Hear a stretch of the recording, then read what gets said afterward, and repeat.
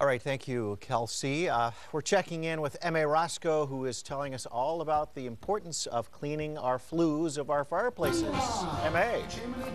Well, yeah, creosote buildup is one of the things that contributes to chimney fires, and this is really cool. These are the tools of the trade. You know what a weed whip looks like? I know you're a master of the weed whip, Tom Butler, and it's kind of the same principle for inside your chimney, whether it's plastic wire or metal wire or chains to get rid of that creosote. We're taking you through the process coming up on Fox 9 Morning News. Yes, aren't we, Redley? Taking everybody through the process. It's 7:38 now. January and February are the peak months for house fires. Some of them start in your fireplace, as we know. To be mindful of that, and the best, most reliable way to remove the buildup is with a professional chimney sweep. We always think of Mary Poppins. Chim chimney, chim chim chiree. There she is. There she is. M.A. Roscoe is Hearthside. She's live in Minneapolis. You know, guys, I just lost IFB. I think you just chimneyed on over. Yes, we did.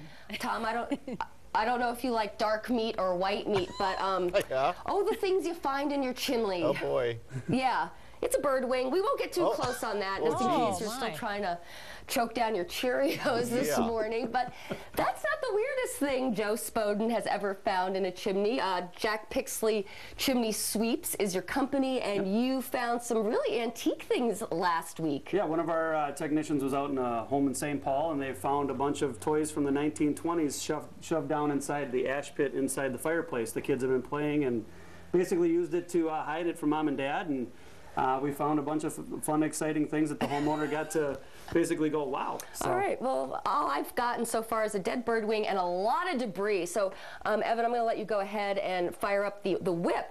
And the tool that you use, it could be either have these wires on the end, plastic. This is the same kind of stuff that you'd find on a weed whip. It allows for us to get a really good cleaning motion inside the chimney. On heavier creosote buildups, we ended up using this. This is basically a wire brush that helps to knock off what's called glazed creosote. Like this? I'm gonna approximate. There you go. Yep. It basically helps to get the glazing of the creosote down so that we can prevent that chimney fire. And the other things that. Here's more debris coming down. I'm so shocked because everything in my home is in perfect working condition. I'm shocked. We hear this every day. You're not alone. You're not alone in that. So, you know, basically what we're trying to do now is Evan's pretty much finishing up the cleaning process. He's trying to get all of the stuff that was up inside your chimney now down into the firebox where it's easier for us to get it out, which allows for us to vacuum it up and then get it out of your home safely. Now, for the really tough cases, you might put this on the end of the whip, and these are actually chains. Correct, and that causes a lot of damage. But that helps get the glazing. Again, we're trying to get all the creosote out of the chimney structure, so that way when the homeowner is actually having a fire, the one thing that they don't have to be worried about is a chimney fire, which ends up causing lots of other issues for the homeowner down the line. Joe, we had a great Facebook question come in. What if you have a gas burning fireplace? Now, the danger there is not creosote, but carbon monoxide. Correct. When you get a gas insert from a store, there is a way that the logs are supposed to be set up required by the manufacturer. If you mess around with those logs to try to make the flame look prettier, try to make it look more like you want it to look, you're actually causing issues that you can't even tell, which is carbon monoxide, which is the silent killer that we call it.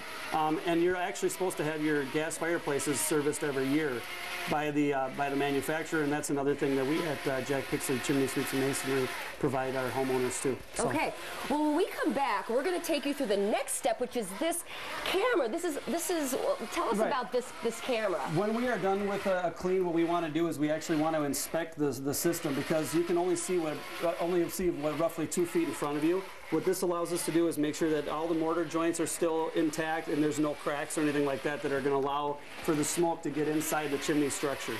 So that's what we'll do when we get back. And again, if you're just joining us this time, if you use your fireplace 4 to 5 times a week during the high burning season, or a total of 40 to 50 hours, you should probably have your chimney inspected every year. So I'm just, frankly guys, I'm just thankful like a big raccoon didn't fall out of the chimney while on the live television. It was only a mangled bird wing, and for that I am eternally grateful. Yeah. But like you said, you never know what's up there, so be on top of it. You just don't know. Yeah. All right. Well, good for you. I'm glad that you're getting your fireplace, MA's fireplace, cleaned out, because it's important, especially because we like to have fires this time of year. It's nice and cozy. Be safe. Be safe. We're going to need